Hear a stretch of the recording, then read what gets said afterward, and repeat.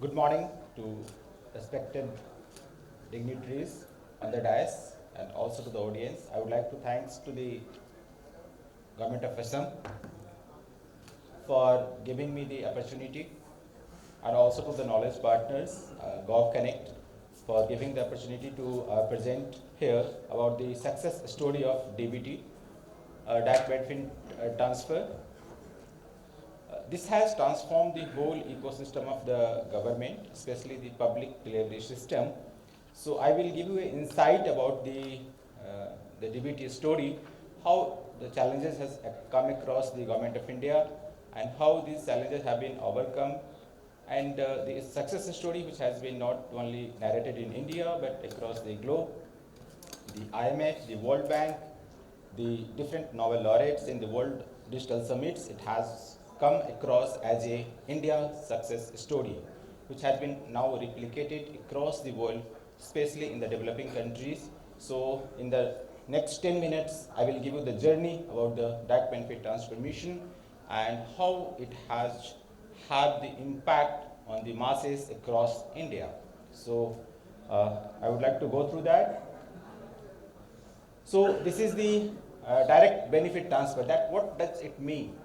So this is to availing the government services, there is a different layers. Maybe the central government, the state government, the local bodies, and there is a other channels also for the applications, for the processing, and also for the delivery.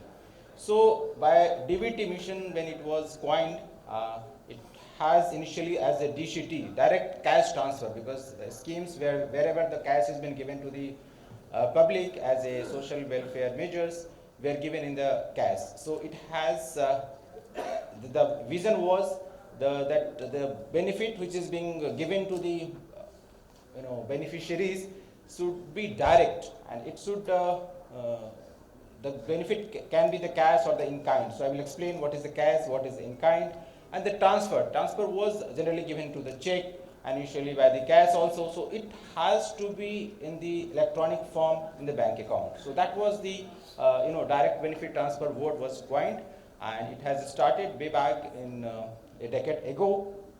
And major the initiative was to transform the public service delivery system, so that the public delivery system become more efficient and more impactful, right?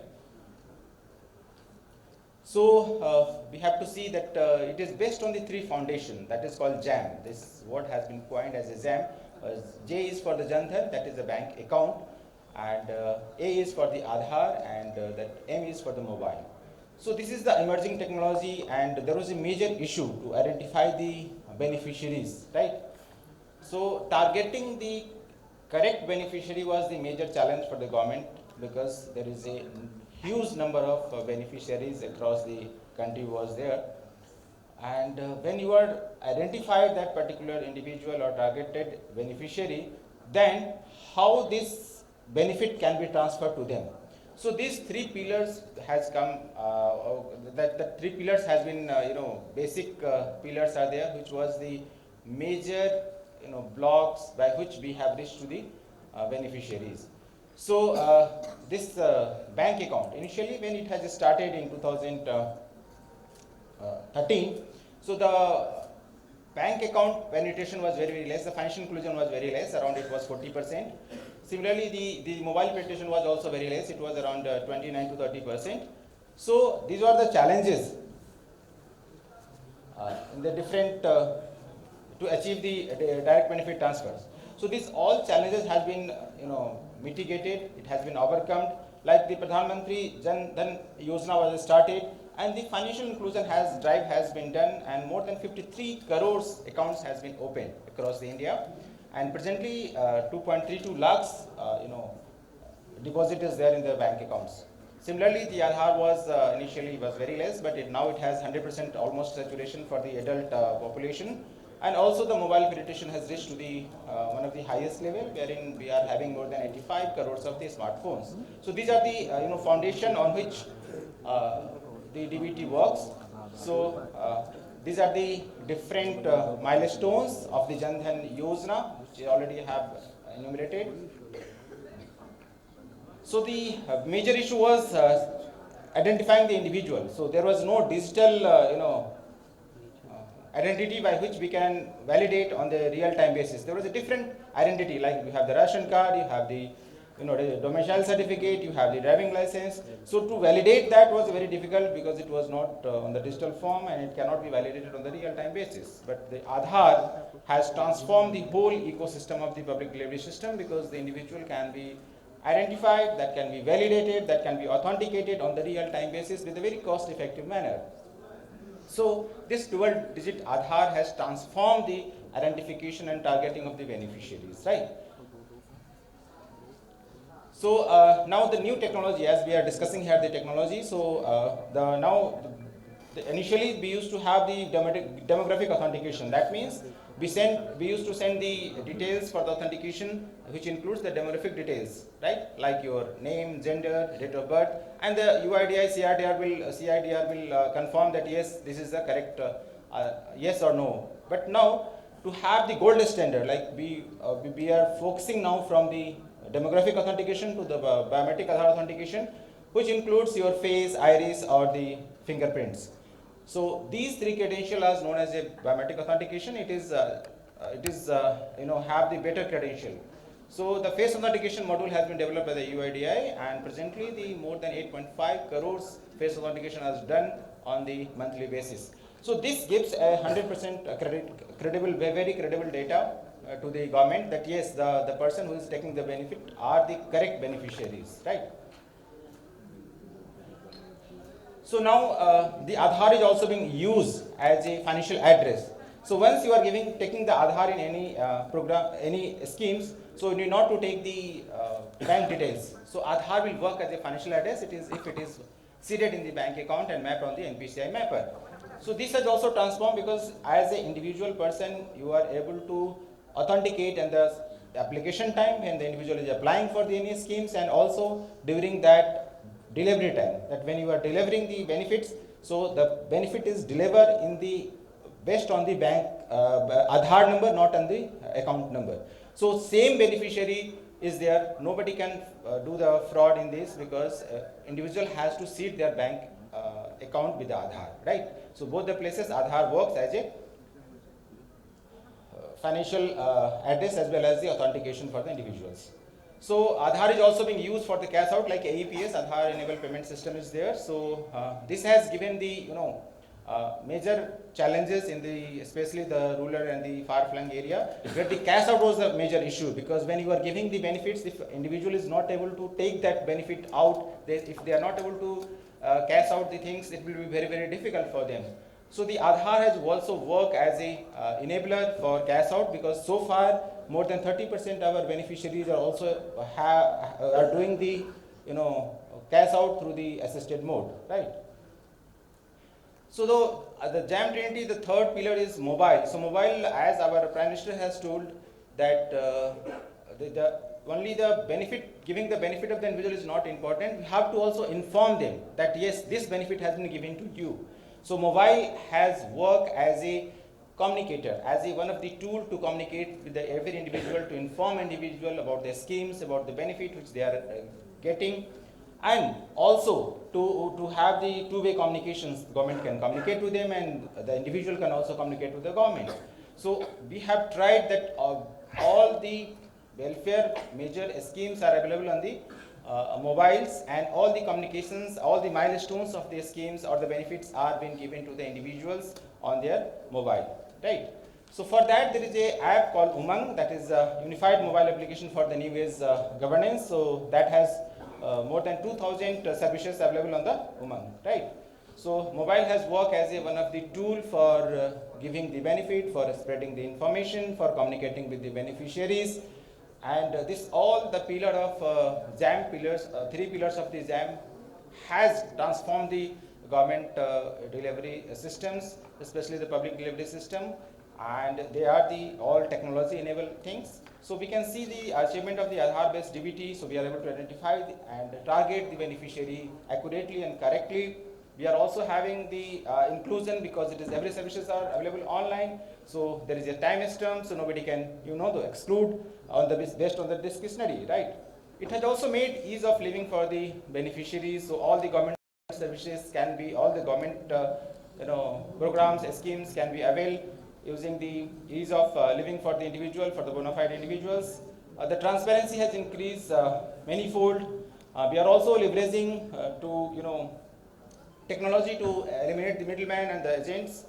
This has also improved the accountability because everything is time stamped, and in the online systems you cannot deny the access of the information, or neither you can deny the submission of the application, right? So in the physical offices there was a lot of physical or psychological barriers were there, but when the systems has been brought on the online platform, so any individual can go to the any CSC centers, or they can use their mobile, they can use their laptop, and 24/7 they can avail the services, or they can at least access the services which was made for them, right?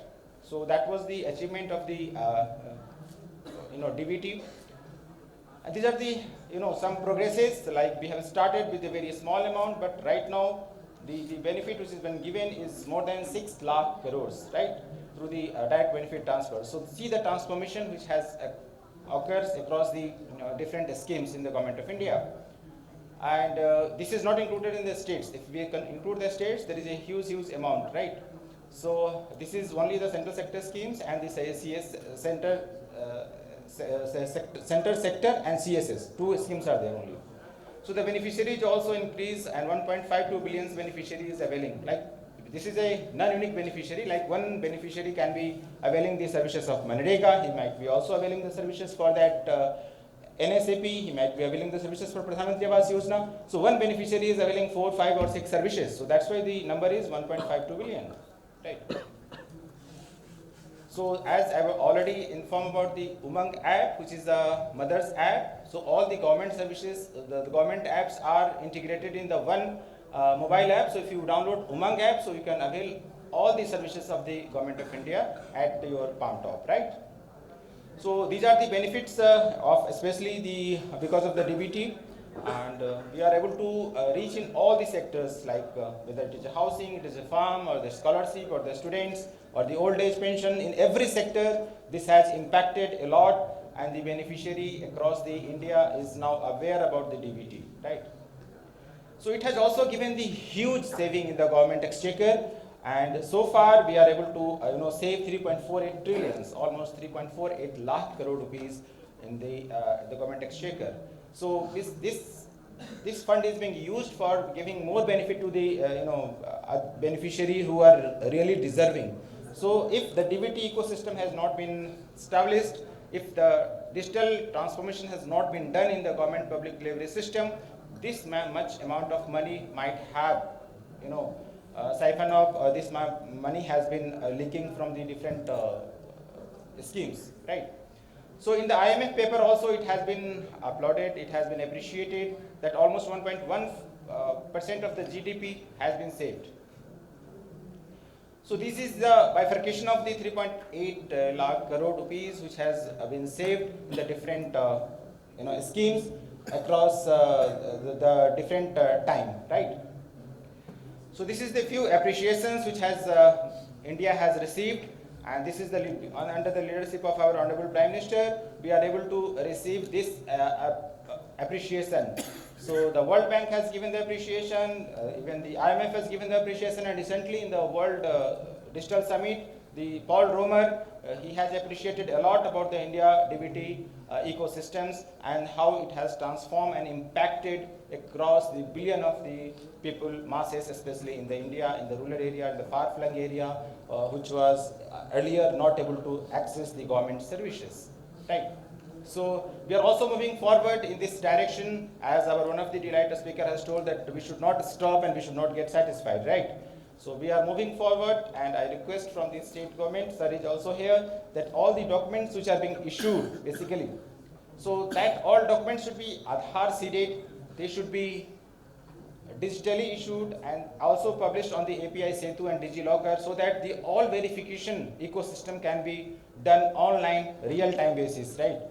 So this will remove the physical need for any applications to be given. So once you are applying for anything, like you are applying for the scholarship, so once application is being put by the students, when they are applying, the 10th certificate will be automatically fetched from the CBSE or the state board, and it will be verified that yes, this is the right person. So this can be done once all the documents, issuing documents are Aadhaar seeded, issued in digital forms and machine readable forms and published on the API Setu and DigiLocker. So this is the new development which we are going. We are also planning for the social registry. Many states has did it, like the Haryana, the Karnataka and MPs, they have developed their social registry by using the family ID. So we can target such family who is very need for the assistance, and we can target suo motu on that account, right? This has been done during the Corona time. The benefit has been given to under 𝐓𝐫𝐚𝐽 Yojana, the benefit has been transferred directly to the beneficiary bank account using this method.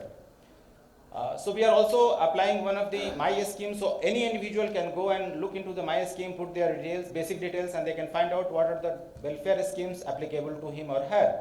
So this is the new development which is being done.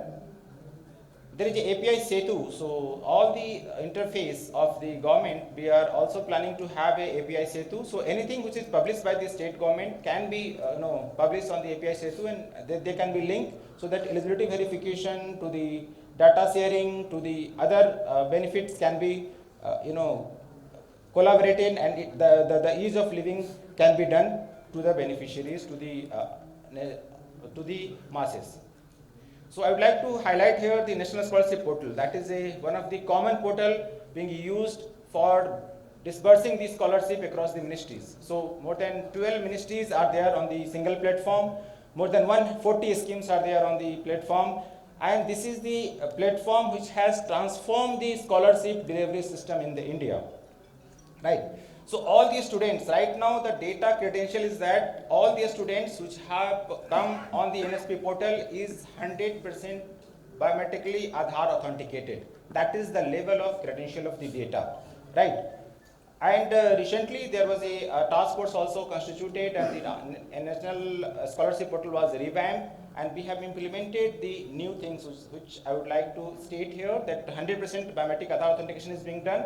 We are using the face authentication as well as finger, iris, and for the blinds and disabled people, we are using the assisted mode of CSC. They can go and do their verifications. They can do the biometric Aadhaar authentication using assisted mode, right? We also ensure 100% Aadhaar based payment in the system. We have also ensured that all the institutes who are dispersing the scholarship where the students are studying, they are biometrically Aadhaar authenticated. More than 3 lakh institutes across the government across the India has been biometrically verified, physically verified by the INO and the DNO of the every states. So this OTR, that is a one-time registration which is being done in the scholarship portal, will be valid for the whole journey of the academic journey of the students. So this will also make life easy for the student. Whenever they are applying, there is a student dashboard, and a student can see when he has received the scholarship, which scholarship he is eligible for in the future also. So he can see in his student dashboard everything, and whatever benefit has been given to him or her. So these are the things which I would like to highlight here, and this is the benefit which has been given in the last 5 years. Thank you from my side. If any query is there, any question is there on the DBT, I am here to answer. And DBT has been very transformational. The vision of our Honorable Prime Minister has transformed the whole public delivery system across the India, and same has been applauded across the world. So I would like to thanks for all of you for giving the opportunity to share the vision of our Honorable Prime Ministers and also to the Government of India. Thank you. Thank you, sir.